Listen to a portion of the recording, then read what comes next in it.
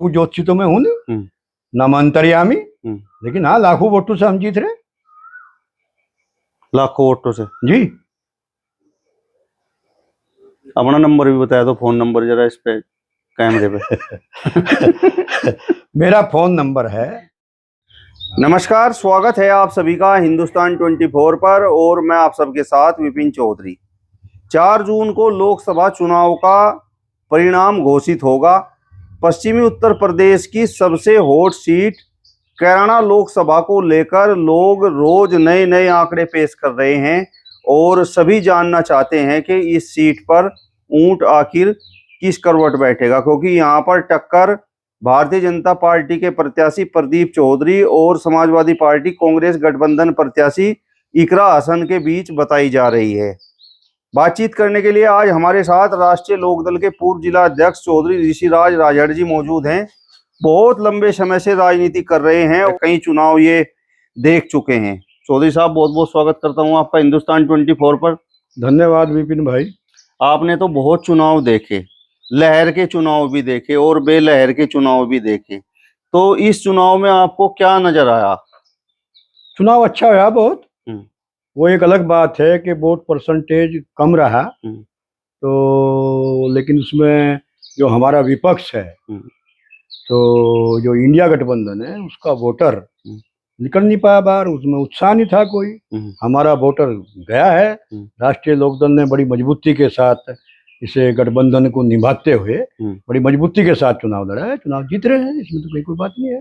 मतलब आपने vote percentage जो कम हुई है उसका ठीक रहा, इंडिया गठबंधन पर फोड़ दिया है कि उनका वोटर वोट डालने के लिए नहीं निकला।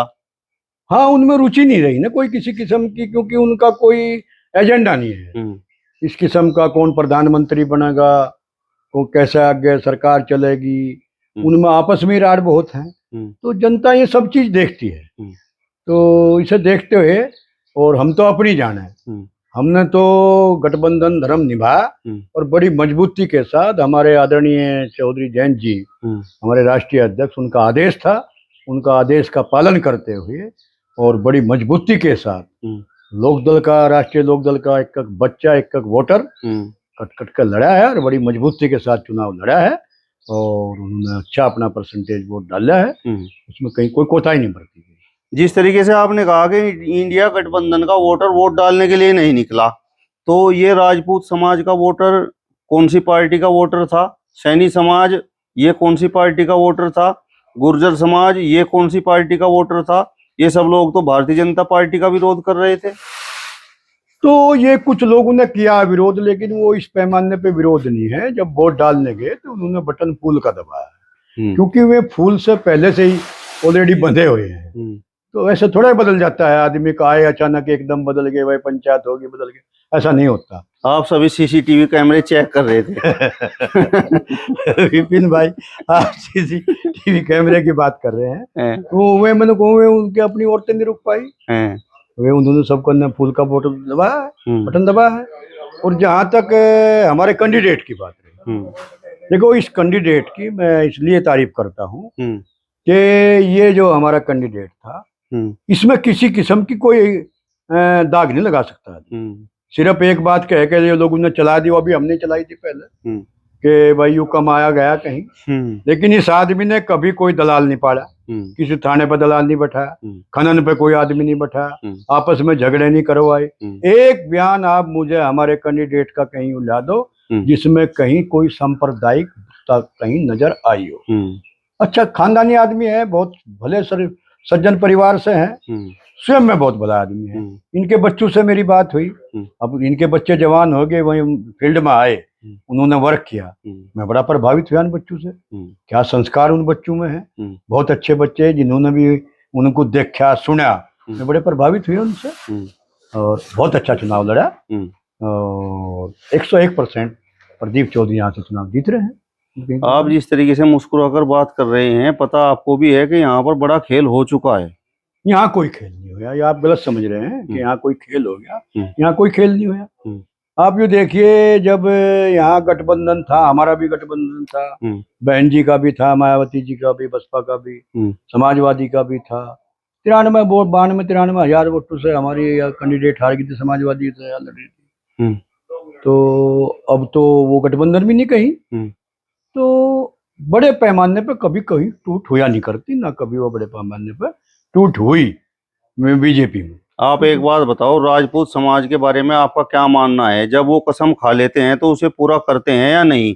जिस तरीके से उन्होंने कहा कि रघुकुल रीत सदा चली आई, प्राण जाए पर वचन न जाई, उसके बाद भी आप कह रहे हैं कि इक्का दुक्का वोट गठबंधन को मिला है।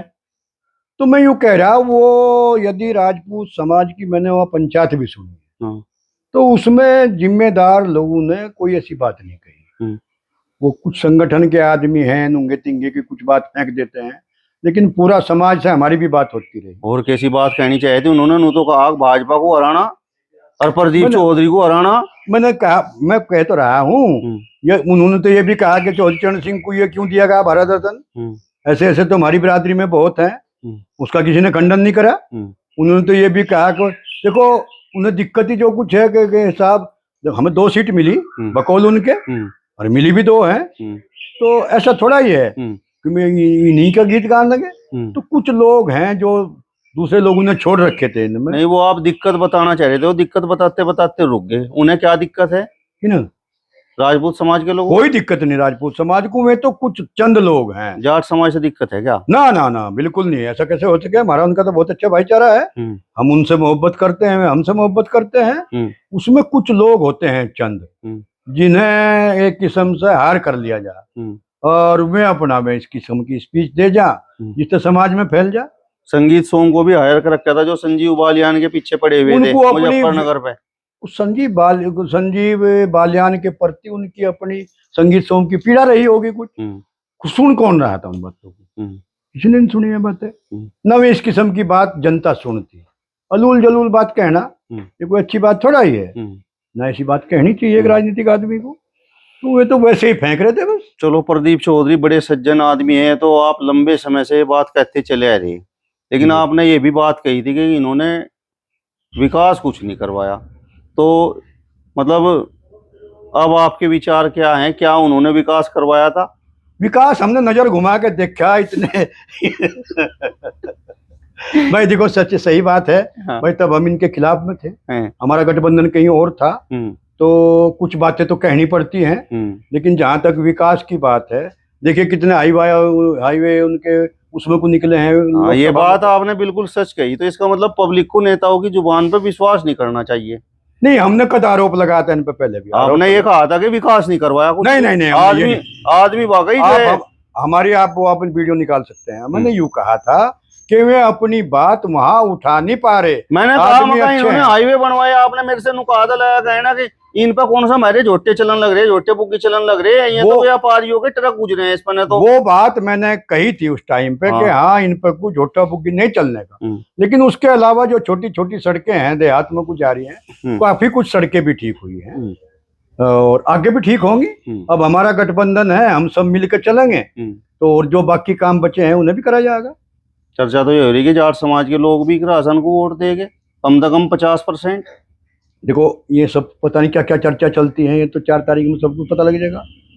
4 तारीख को आज ही पता आपको? तो हाँ जी, पता तो मुझे जानकारी है। कोई किसी जाट ने वोट नहीं दिया, चौधरी साहब के साथ रहे जाट, तो सब उनके निर्णय के साथ रहे। जाट के पूरा किसान उनके निर्णय के साथ।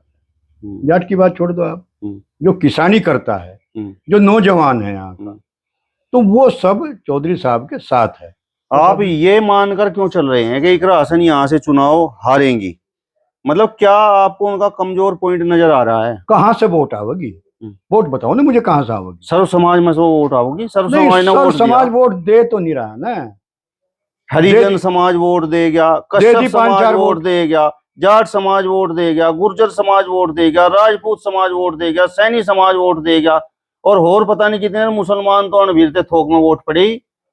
देखिए विपिन भाई, जो आपने बताया, ना जाट समाज ने वोट दिया, ना गुज्जर समाज ने वोट दिया। अलबत्ता मुसलमान ने भी काफी कुछ वोट प्रदीप को दिया, जो मेरे जानकारी में है।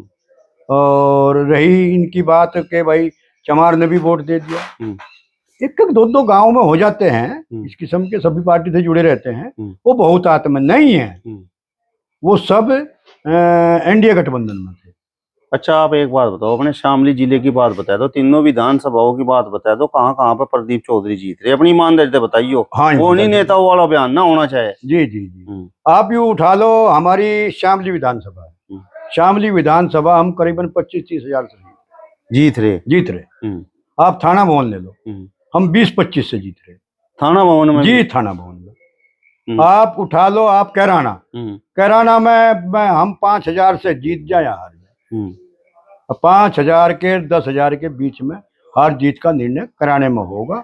उसमें इकरा हसन भी जीत सकती हैं और भाई प्रदीप भी जीत सकते हैं। तो इस हिसाब से तो लाखों वोटों से प्रदीप चौधरी चुनाव जीत रहे। तो कम किसने बताया आपको?